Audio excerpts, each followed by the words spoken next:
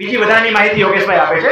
Search report બે ટાઈપના હોય છે. એક જનરલ સર્ચ રિપોર્ટની આપણે વાત કરી, જેમાં વર્ષ ઉપર આધારિત હોય છે. મિનિમમ એમાઉન્ટ અને પછી પ્રતિ વર્ષ આટલા કે પ્રતિ વર્ષ 10 રૂપિયા વધે, એટલે એમાં 200-300 રૂપિયામાં લગભગ તમારો 15 વર્ષનો સર્ચ રિપોર્ટ આવે. એટલે 2007 પહેલા કમ્પ્યુટરાઇઝ નહોતું, એટલે ઈ તમારે મેન્યુઅલ જઈને કઢાવવો પડે, પણ એમાં ફ્રોડ નહોતા. ફ્રોડ છે ને, જાજી જાણકારી આવી, જાજી કમ્પ્યુટર આવ્યું, એટલે નીતિમત્તા હવે ગઈ અને ફ્રોડ વધ્યા. એવી જ રીતે બીજો ટૂંકો સર્ચ રિપોર્ટ મળે, એની યોગેશભાઈ માહિતી આપે છે. બીજો છે ગવર્મેન્ટ ઓફ ઇન્ડિયા એક વેબસાઇટ બનાવી છે, સરસાઈ કરીને છે, કદાચ તમે ગૂગલમાં પણ જોઈ શકશો.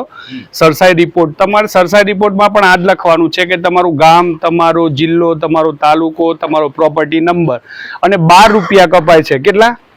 ફક્ત 12 રૂપિયા. 12 રૂપિયા તમે કપાવશો એટલે તમારી પ્રોપર્ટી પર જે કોઈ ટ્રાન્ઝેક્શન હશે એ પણ બતાવશે. બેંકોમાં તમે કેસીસી લોન લેવા જાઓ તો સૌથી વધુ આ સર્ચ રિપોર્ટ વકીલ આપે છે, અને સરસાઈ રિપોર્ટ તમને કહેતા નથી, પણ બ્રાન્ચ મેનેજર જાતે કાઢીને લઈ લે છે, પણ એ તમને બતાવતું નથી. એ તમારું સિબિલ પણ ચેક કરે છે અને જોડે સરસાઈ રિપોર્ટ પણ કરે છે. આ વસ્તુ એક્સ્ટ્રા નોલેજમાં આપણે જોઈએ તો તમે ખેતી સિવાય પ્રોપર્ટી હોય ને, તમારી પોતાની પ્રોપર્ટી, તો પણ તમે તમારો પ્લોટ નંબર છે, ટીપી નંબર છે, સર્વે નંબર છે, તો તમારું મકાનનું ટ્રાન્ઝેક્શન પણ તમે ચેક કરી શકો છો. કારણ કે સિટીમાં ફ્રોડ બહુ થાય છે. લોન ચાલુ હોય ને તમને વેચી દે, બાનાખત કરાવી દે, બધું બધા, પણ પછી સિવિલ મેટર થઈ જાય છે.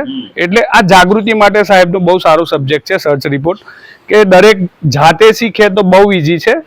સરે પણ પીપીટી બનાવ્યું છે, અને એટલું સરસ પીપીટી છે કે દરેક સ્ટેજ તમે જો એને કોપી રાખશો તો તમારે કોઈને પૂછવા પણ નહીં જવું પડે. એમાં કોઈ એડવાન્સ એડિટિંગ નથી, એઆઈનું એડિટિંગ પણ નથી કર્યું, કારણ કે વેબસાઇટ જેવી છે ને એવી જ તમને બતાવી છે. એટલે તમે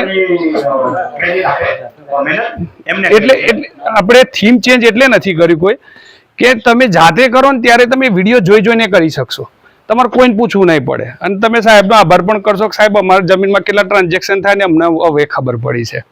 એટલે કે આ સારો સબ્જેક્ટ છે, ખેડૂતોની શું કહેવાય રક્ષણાત્મક સબ્જેક્ટ છે, કે એનું રક્ષણ થઈ શકશે. તમારી જમીન ઉપર જેટલા દસ્તાવેજ થાય છે ને એ બધા સર્ચ રિપોર્ટમાં આવે છે. એટલે એક આ પણ સારો છે સબ્જેક્ટ. એટલે સાહેબનો હું પણ આભારી છું કે રેવન્યુની ઉત્કંઠા મને પણ વધારે જાગી છે.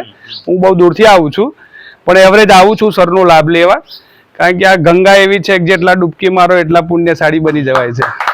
તો ખૂબ ખૂબ આભાર તમારો બધાનો.